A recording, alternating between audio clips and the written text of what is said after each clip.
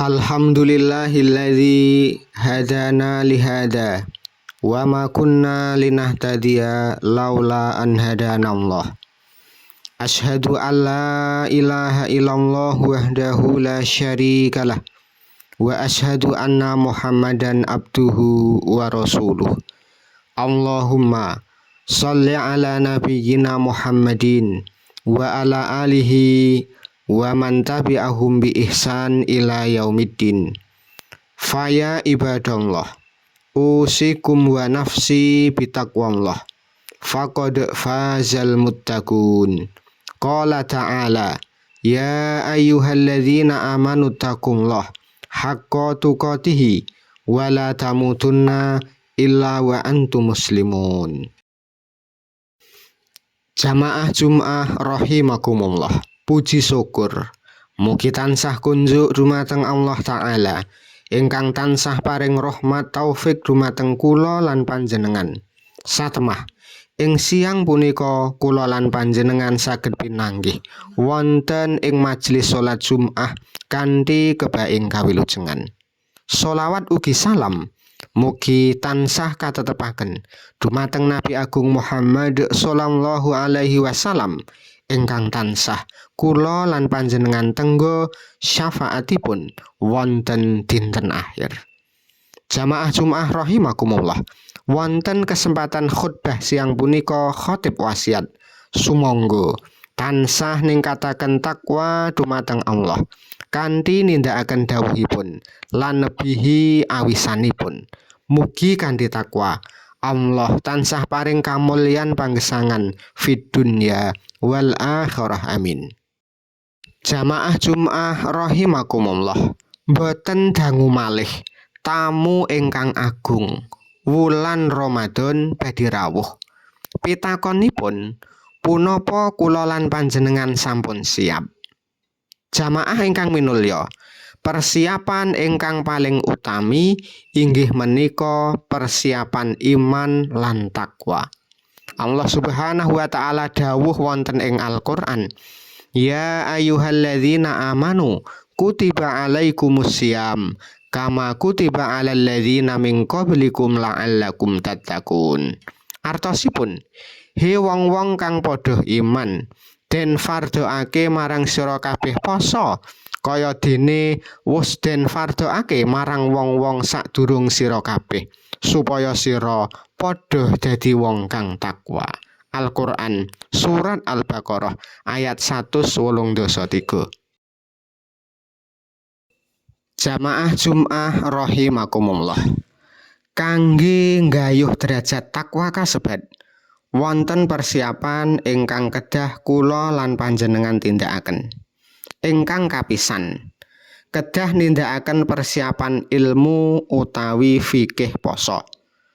Perkawis menika wigati sanget amargi ibadah tanpa ilmu saged dados muspra lan boten sampurna. Kula lan panjenengan kedah nyinaoni malih babagan syarat lan rukunipun poso. Punapa kemawon ingkang batalaken ganjaran siam sarta sunah-sunah ingkang kedah ingkang saged nambah minulyanipun ibadah siam.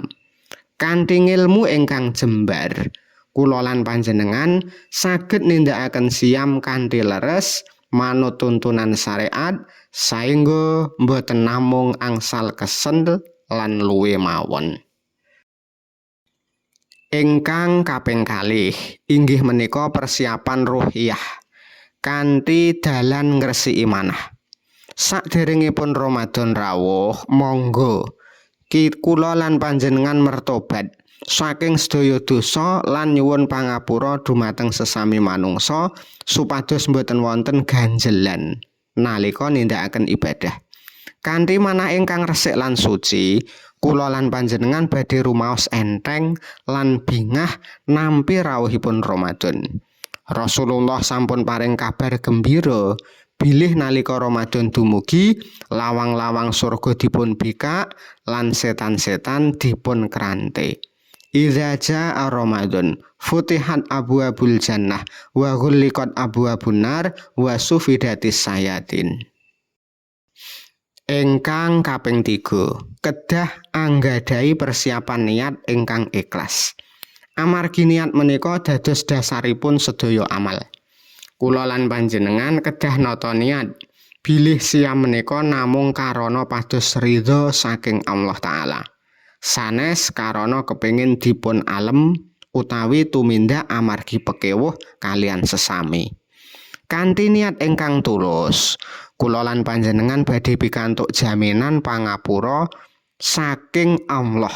Kados dawuhipun Kanjeng Nabi Muhammad, "Man shoma Ramadan imanan wa ihtisaban, ghufira lahu ma taqaddama min dhanbih." Sapa wonge poso Ramadan kanthi iman lan ngarep-arep ganjaran, mula bakal di ngapura dosa-dosane sing wis kapungkur. Jamaah Jumat rahimakumullah. Saderengipun mungkasi khutbah menika, monggo kula lan panjenengan tekataken wonten ing manah kagem ginakaken sisa wekdal ing sasi Sakban menika kagem gladi resik utawi latihan. Mboten namung nyiapaken fisik kagem ngempet luwe, ananging ugi miwiti anggadhahi pakulinan maos Al-Qur'an, nindakaken salat sunah lan jagi lisan saking tumindak ingkang muspra. Monggo kula lan panjenengan sambut wulan Ramadan kanthi rasa syukur lan gembira amargi mboten sedaya tiyang pinaringan kalodhangan saged kepanggih malih kalian wulan ingkang minulya menika. Mugi-mugi kanthi persiapan ingkang sae Ramadan taun menika dados sarana kagem kula lan panjenengan sedaya hijrah dados pribadi ingkang langkung sae lan langkung celak dumateng Allah Subhanahu wa Ta'ala. Mugi-mugi Allah Ta'ala paring panjang yuswa ingkang barokah, kesehatan lan kegiatan saengga kula lan panjenengan saged nindakaken ibadah Ramadan saking awal ngantos paripurna kanthi sampurna. Mugi-mugi sedaya amal kula lan panjenengan dipun trami, dipun tampi lan kula panjenengan ugi sedaya kalebet golongan tiang-tiang ingkang pikantuk derajat takwa lan kawilujengan ing donya lan akhirat. Aqulu qouli hadza wa astaghfirullah li wa lakum innahu huwas samiul alim.